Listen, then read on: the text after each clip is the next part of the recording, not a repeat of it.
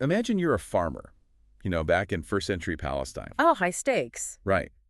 Your entire family's survival literally depends on this one finite, heavy bag of seeds. Yeah, you definitely don't just toss it around for fun. Exactly. I mean, you do the math, you meticulously plow the land, you prep the soil, and you only let those seeds fall where you have an absolute statistical guarantee that they're going to grow into food. Because it's a massive investment. In that era, agricultural efficiency wasn't just like a best practice. It was literally the difference between life and starvation. Which is exactly why the premise of this deep dive today is so completely fascinating. Really is. We are taking one of history's most universally known texts, the biblical parable of the sower, and we're unpacking it through the lens of esoteric and mystical traditions. Yeah, we're looking at it in a totally different way. Right. Our mission is to show you how this story isn't actually some quaint, ancient farming lesson.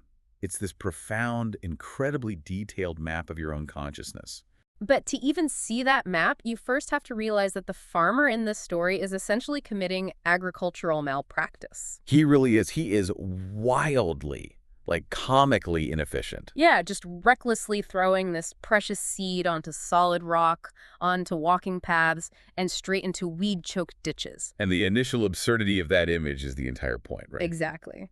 The mystical sources we're looking at, they frame this not as a story about a bad farmer, but as this radical theological statement. It's about the indiscriminate, extravagant nature of divine grace. Okay, let's unpack this. So the inefficiency is actually a feature, not a bug. Right. The sower, representing the divine or the source or whatever you want to call it, doesn't wait for you to perfectly till your own soil before offering up spiritual truth. And that goes entirely against how we normally view spiritual readiness. We always assume we have to be good enough first. Right, or morally pure or deeply meditative before we can receive any kind of ultimate truth. But in this framework, the seed, which represents truth or light, is constantly being broadcast. Like an infinite outbound frequency. Yes. It pays absolutely no attention to human readiness. But I mean, if the broadcasting never stops and the seed is just falling everywhere all the time, that leads to a pretty uncomfortable conclusion. It really does. It means the failure of that seed to grow in your life is never a supply problem. Like the universe isn't holding out on you. No, the source is never running out of seed. The bottleneck is entirely on the receiving end. It's purely an issue of receptivity, which forces us to look past the sower and actually analyze the ground itself. Right, the soil. Yeah, the story lists 4 different types of soil. And this is where the early church fathers and the Christian contemplatives take the whole narrative into a completely different dimension. They absolutely refuse to read this as a story about 4 different types of people in a crowd. Like the good people over here and the bad people over there. Yeah, exactly. Instead, the core esoteric concept here is that these 4 soils are 4 distinct states of consciousness. And all 4 of them exist within you, the individual listener, right now, as you navigate your own spiritual journey. We are mapping your inner geography. We are. So if it's all about receptivity, then the first failure mode in that geography is just, well, total impermeability. Yeah. The story calls it the path. Right, the path. The seed falls on a hardened walking path. It bounces off the packed dirt, and birds immediately swoop down and eat it. And our sources identified this soil as the state of the hardened ego. Think about the physical mechanics of a path. It's just compressed dirt. Right? Yeah, dirt that has been walked on so many times, compressed by so much traffic that it becomes basically indistinguishable from stone. Psychologically, this is the consciousness that has been entirely compressed by the mundane. Oh, wow. It's the brain calloused by the daily grind. Exactly. It's like trying to absorb a profound, life-altering truth while you're stuck in gridlock traffic, you're late for a performance review, and your phone is just buzzing with 20 cynical news alerts. Right, you're completely armored. Your mind is just covered in this armor of worldly traffic, so a moment of pure grace just ricochets off the surface. And the text gives us this brilliant, honestly, slightly terrifying explanation for what happens to that ricocheting truth. The birds. The birds swoop in. In mystical traditions, and especially in ancient demonology, these birds represent intrusive, fragmented thoughts. Wait, really? Yeah, they were often viewed as lower spiritual entities that literally feed on a human mind's lack of focus. Wait, so checking my phone or getting distracted during a profound moment isn't just an accident, it's an active defense mechanism. It is the ego defending its own rigidity. It is wild. When a deep spiritual truth brushes up against a hardened ego, the mind feels existential discomfort. The ego doesn't want to change, so it actively generates distraction. So it manufactures a random anxiety.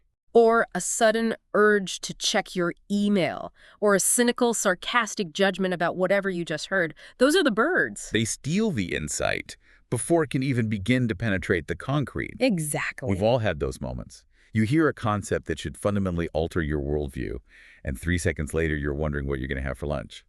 The birds got the seed. The bird's got the Ah. seed. But, okay, if the problem with the path is that the seed can't get in at all, what happens when it does penetrate, but the dirt is deceiving? That brings us to a much more dangerous state of consciousness, which is the rocky ground. Okay, the rocky ground. In the narrative, the seed falls on shallow soil that's covering a bed of solid rock. And it actually springs up incredibly fast. It looks like a massive success. Right. But then the sun comes out, and because the plant has no deep root system, it scorches, withers, and dies just as quickly. Which feels totally counterintuitive. I mean, on the surface, if I'm trying to grow spiritually, rapid growth seems like exactly what I want. Right, it looks good. So why is the story framing that immediate explosive growth as a failure? Because it's the illusion of quick enlightenment. Our sources define this state of consciousness as spiritual emotionalism. Spiritual emotionalism. So getting high on the idea of spirituality rather than the practice of it. Yes, exactly. It's the consciousness of the seeker who treats spirituality like a consumer product. They jump from one charismatic guru to the next, from a trendy breathwork class to a new meditation app. Constantly chasing that feeling of euphoria. Right, that euphoric high is the plant springing up quickly. It feels amazing. But they entirely lack the deep, quiet, repetitive, and frankly boring discipline required to sustain actual structural transformation. Oh man. It's the dopamine hit of buying a completely new, intense workout routine, but never actually doing the grueling work of going to the gym day after day. Exactly that. You get the emotional reward of feeling like you've changed without any of the structural change. And the crucial diagnostic tool here is the sun. Yes, the sun. In the story, the sun scorches the shallow plant. In alchemy and mysticism, the sun, the blazing light of truth, is never a punishment. It's an agent of purification, Yeah, Becca. exactly. It's designed to burn away the false superficial ego. So the sun represents the inevitable friction of real life. Tribulation. Like the moment your car breaks down, or someone insults you, or you face a real tragedy. And if your spiritual insight isn't deeply rooted in the core of your being, if it's just sitting in a thin layer of enthusiasm on top of your unresolved ego, the heat of a real-life crisis will instantly incinerate that superficial growth. Wow. It withers because it was never truly grounded. Right. The alchemy demands deep roots to survive the fire of purification. Okay, so we have the calloused mind of the path and the shallow dopamine chasing of the rocks. But what if someone is actually willing to do the boring discipline? Okay. What if the soil is deep and they aren't just looking for a quick high? Yeah. Why does the harvest still fail? That introduces the third state, which is arguably the most insidious for our modern era, the thorny ground. The divided psyche. Right. In the parable, the seed falls into deep, nutrient-rich dirt. The plant starts to grow beautifully. But it's surrounded by thorns. Yes. And the thorns grow up alongside the wheat and eventually choke the life out of it. The source material describes this individual as someone who genuinely desires spiritual growth.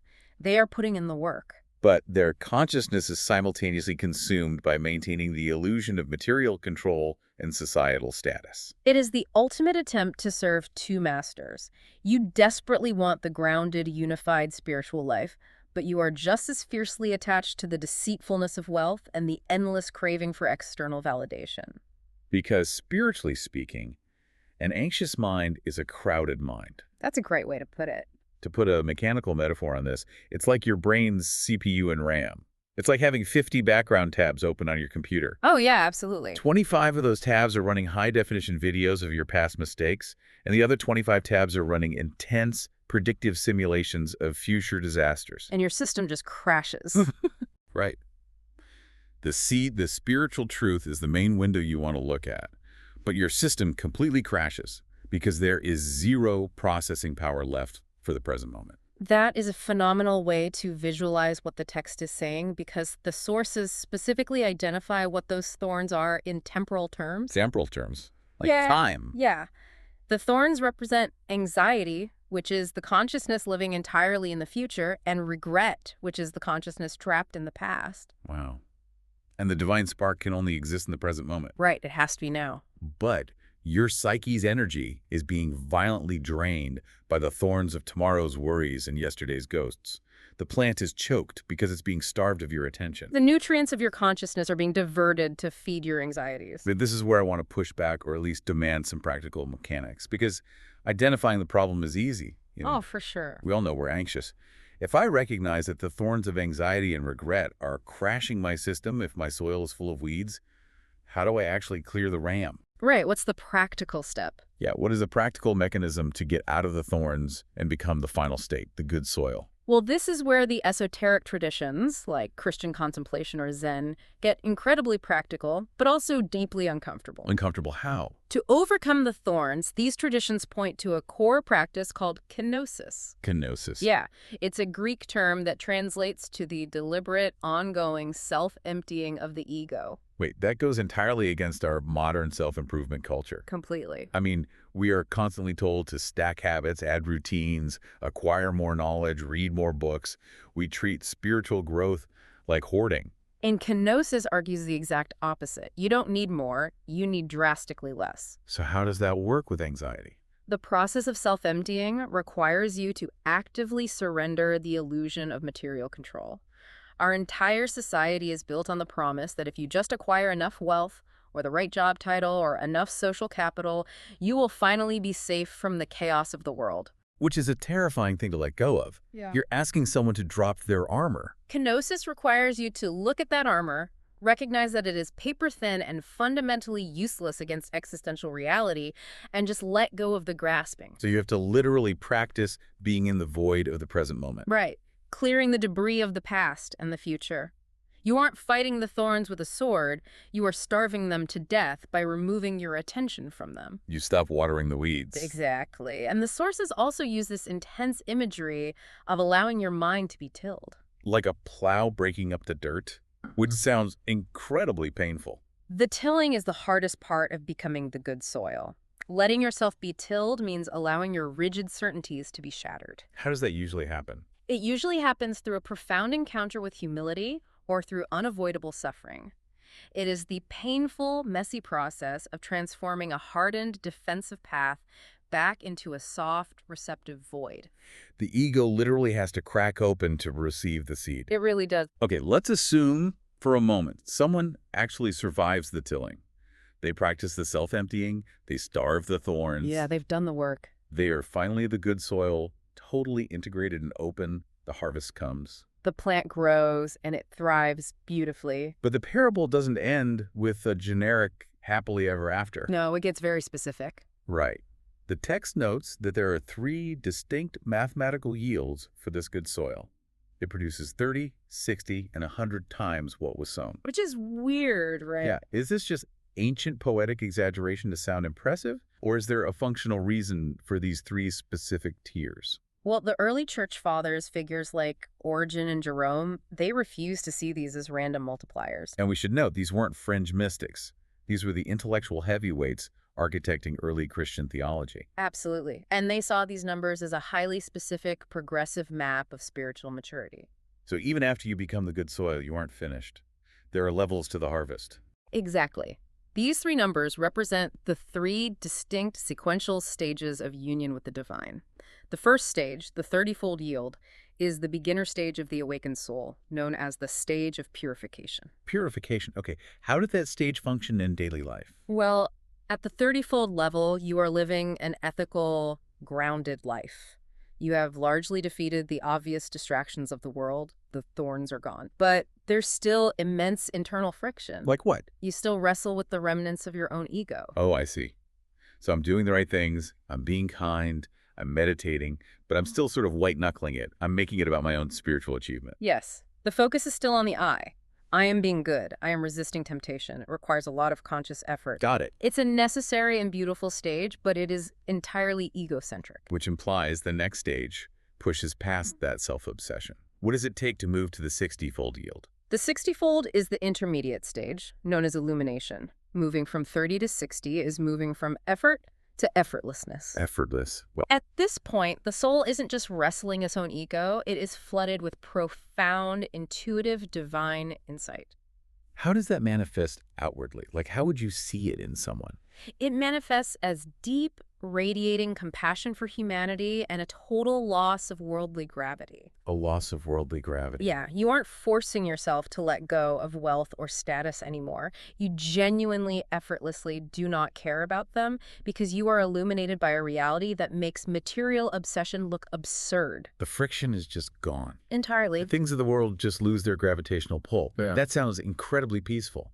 But there's still one more tier, the hundredfold. The final stage, yeah. If you're already effortlessly compassionate and illuminated, what happens when you max out the harvest? The 100-fold represents the ultimate final goal of the mystic. It is the stage of unification, or what the ancient Greeks called theosis. Theosis, complete union. Right.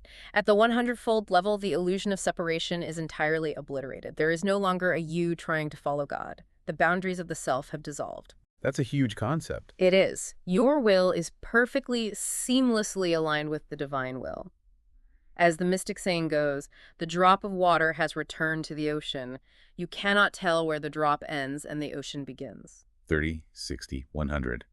Purification, illumination, unification. I mean, it really is a masterclass as human psychology and spiritual evolution, all hidden inside an ancient story about a guy throwing seeds in the dirt. It's brilliant. It's a beautifully complete map. It is. But just when you think you have the entire geography figured out, our sources throw in a completely different lens that turns this entire hierarchy inside out. Yes, the Gnostic twist. Yeah. This is absolute philosophical whiplash. It really changes everything. So a nearly identical version of this parable of the sower appears in a very different ancient text, the Gnostic Gospel of Thomas, specifically in saying 9. Right. For a quick bit of context, the Gnostics were an early, highly mystical sect of Christianity that focused heavily on secret inner knowledge rather than orthodox rules. Yeah, they had a totally unique perspective. And they looked at this exact same story and interpreted the core mechanism in a totally different way. It all hinges on a radical reinterpretation of where the seed actually comes from. Right. Because in everything we've discussed so far, the model is top down. The sower is up above, throwing the seed down to us mortals on earth. It's an external truth, an external grace, trying to penetrate our minds. But the Gnostics flipped that gravity entirely. They did. In Gnostic thought, this parable has absolutely nothing to do with receiving an external truth coming down from the sky. So what is the seed then? The seed in the Gnostic reading is the divine spark of light that is already trapped within the human body. It isn't raining down on you. It has been buried inside of you since before you were born. Yes. The parable becomes an esoteric code about remembering your own divine origin. You aren't acquiring something new, you are uncovering something ancient. But wait, if the seed is already inside and it isn't being thrown at me by some farmer, what is the soil in this framework? The good soil is simply gnosis, the Greek word for inner knowing. Inner knowing. Okay. It is the awakened state of consciousness that allows that trapped internal spark of light to finally recognize itself, to wake up from the amnesia of the material world, and to begin the journey of returning to the source. That completely changes the geometry of the entire spiritual pursuit. It really does. You aren't a piece of dirt waiting for a farmer to throw truth at you. You are the vault holding the truth. Exactly. The soil is just the psychological condition of your mind that either suffocates that internal light with anxiety and ego or lets it burst out into the open. The extravagant grace we marveled at in the beginning isn't raining down on you from the heavens. It is radiating out from within you, constantly, relentlessly trying to illuminate your life. Which brings us all the way back to the core premise. The limitless potential is already there. It's always been there. It's not about finding the right supply of truth. It is entirely, 100% about your receptivity to what you already carry. The light is broadcasting. The light is broadcasting. Which leaves us with one final, deeply provocative thought for you, the listener, to mull over as you step back out into your daily grind. The map of your inner geography is in your hands now. If that seed of divine light is truly already inside you, radiating that extravagant grace, what is the one specific dominant thorn in your life right now that is consuming all the RAM your system needs? What anxiety, what regret is actively draining the energy that spark needs to wake up? Identify the thorn, starve it of your attention, Pull it by the roots. and see exactly what kind of harvest is waiting in the soil of your own mind.